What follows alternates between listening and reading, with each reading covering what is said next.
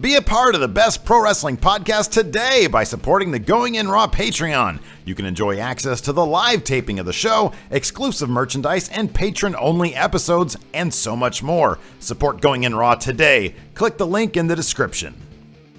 Hey friendo, Steve here. And Larson. The world of wrestling is no stranger to controversy. From Brock Lesnar's recent drug test violations to Paige's recent leaked booby picture, it seems scandal is always around the corner. So we're counting down the biggest controversies ever to hit pro wrestling. Yesterday we gave you 5, including Sonny doing porno and the Montreal screw job, among others. And today we'll look at 5 more. Here you go. Here are the biggest controversies in pro wrestling, part 2. Muhammad Hassan. The WWE has never been afraid to look to pop culture and current events for inspiration when writing their product.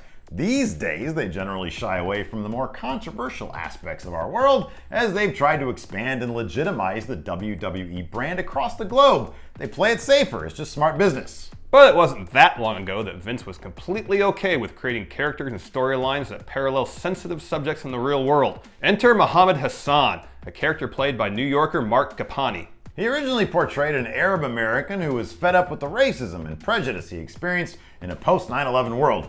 Keep in mind, this was 2004, only 3 years removed from the 9/11 attacks. This was still a very fresh wound for a lot of people. What made this all very tacky, beyond carelessly attempting to introduce such complex socio-political themes into fucking pro wrestling, was that Hassan was a heel. His outrage at the racism he experienced was mocked and mitigated by the faces of the company. This all came to a head less than 7 months later on an episode of SmackDown taped on the 4th of July. After being placed in a match against The Undertaker at the upcoming Great American Bash, Hassan waited until Taker was in the ring, began praying at the top of the ramp, and a bunch of guys in camos and ski masks, made to look like something out of a Taliban recruitment video, came to the ring and beat the crap out of The Undertaker. Coincidentally, the episode aired on the same day as the London bombings. When the UPN network, where SmackDown aired at the time, caught wind of this, they pressured the WWE to keep Hassan off TV, so he was quickly written off and never heard from again. It's a shame too. Gapani was a charismatic guy who was built like a stud.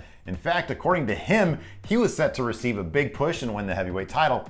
Who knows if that's true or not, but the WWE hasn't strayed in that territory since then, for very good reason. Abdullah the Butcher versus Devin Nicholson. Abdullah the Butcher has long been known as a hardcore icon. One cursory glance at an image search of his name will reveal why. The man seemingly bleeds profusely in like every match he performs in. And he was inducted into the WWE Hall of Fame back in 2011 for his decades of entertaining pro wrestling crowds around the world with his bleeding. Yeah, so it came as a shock when superstar Billy Graham started ripping the WWE for letting Abdullah in the Hall of Fame. He claimed that the madman from the Sudan had fought in bloodbath matches knowing he could potentially infect his opponents with Hep C and didn't tell anybody. Abdullah denied this, but in 2014 he was successfully sued by indie wrestler Devin Nicholson and had to pay over $2 million for negligence. Nicholson claimed that he contracted Hep C, and because of that, he failed the physical after the WWE offered him a lucrative contract. According to court records, Nicholson was able to produce paperwork proving both he and Abdullah the Butcher, real name Larry Shreve, had the same rare strain of Hep C, and that he and Shreve shared the same blade during their match. Shreve maintains that he received Hep C from Nicholson. Obviously, we have no way of knowing what's true, but the whole affair shined a giant spotlight on the practice of blading, a practice many have argued should be banned from pro wrestling completely. All the same, I prefer to watch Abdullah the Butcher matches from a distance, as in my living room. Yeah, and he's on the TV. Exactly. And you're in your home. No, I don't want him to be in my living room. Yeah, exactly. Yeah, on the TV. Yeah. NWO lawsuit. The new world order angle was one of the most revolutionary in the history of pro grappling. And it all began on May 27th, 1996, when Scott Hall walked through the crowd to interrupt a match between Steve Dahl and the Mauler during an episode of Monday Night Nitro. Once in the ring, Hall proclaimed, "You know who I am, but you don't know why I'm here." Problem was, people in the mid-90s knew Scott Hall as Razor Ramon, and when he asked WCW if they wanted a war, he did so using the same accent he used in WWF. Apparently Larson has that accent down pat. Not surprisingly though, people were kind of confused about who he was and why he was there. The problem only intensified when Kevin Nash, formerly known as Diesel in the WWF, debuted on Nitro 2 weeks later, and the duo dubbed themselves the Outsiders. But beyond that, they were never really referred to by name. Which led some to believe that the wrestlers formerly known as the Bad Guy and Big Daddy Cool were still under WWF contract, and Vince had sent them to invade WCW. Hall and Nash furthered the confusion by telling wrestlers backstage they were still on Vince's payroll. Needless to say, the WWF were none too pleased about any of this and filed a lawsuit in June of 1996 alleging trademark infringement, defamation, and unfair competition, and asked that WCW refrain from using Hall and Nash in a way that would allude to any WWF involvement with the evolving NWO storyline. Maybe hoping to alleviate some of the confusion felt by wrestling fans, WWF decided to recast the characters of Razor Ramon and Diesel with Rick Bognar and Glenn Jacobs respectively, but generally acting like these guys portray the characters all along. Needless to say, no one bought it, and it furthered the perception gap wrestling fans had of WWF and WCW. Riding the wave of the NWO storyline, WCW was the hottest company in the industry, while WWF was still languishing in its mid-90s creative nadir.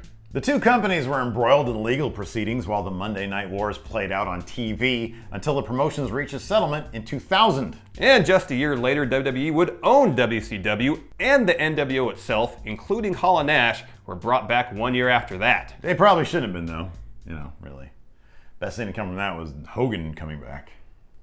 And even that wasn't all that great. Vince goes national! So these days, we all kind of just take for granted that the WWE is the biggest promotion in the world.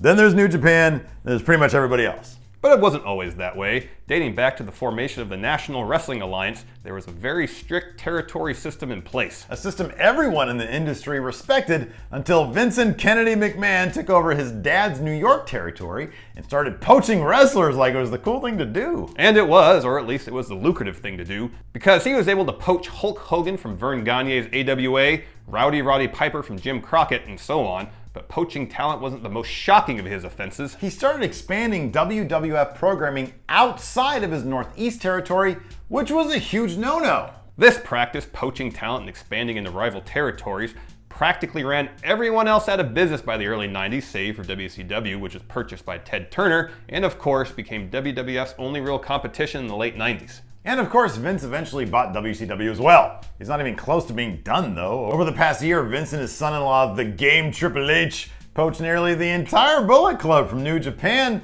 and NXT currently seems to be a who's who of TNA's former best and brightest. The Cruiserweight Classic right now is a mishmash of some of the best international wrestlers working today, and there's no doubt the tournament is little more than a massive audition for all 32 wrestlers performing.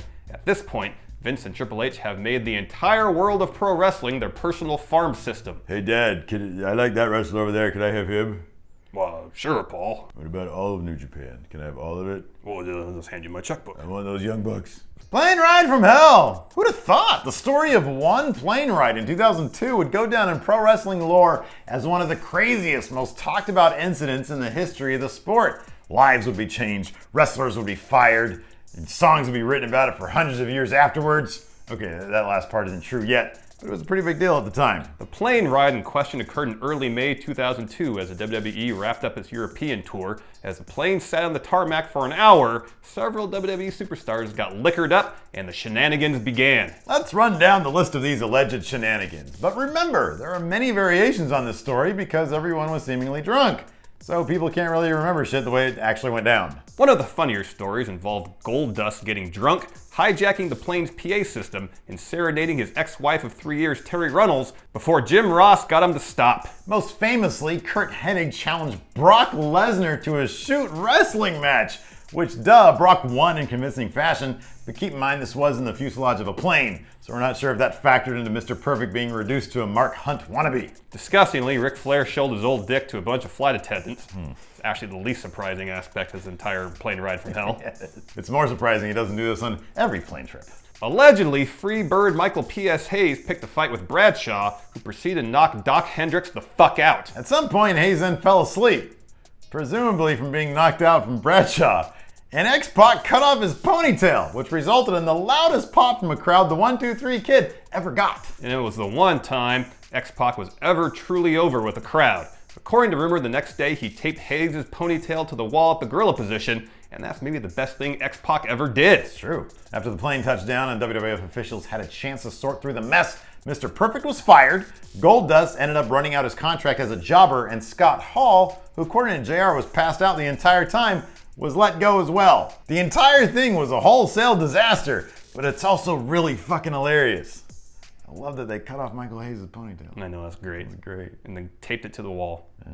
Anyways, we're not done yet. We're only halfway through. Next weekend, we're gonna have the rest of these controversial moments in 2 more videos. And if you missed the previous episode, it's on our channel too. Yeah, we'll put it in the description or an annotation or like it We'll might do be in both. the Why not? recommended videos. We'll do all that. I don't know how YouTube works exactly. We'll do all that. It's all weird. We'll do it all. If we can do all that, we'll do all that. Very controversial what we're doing here.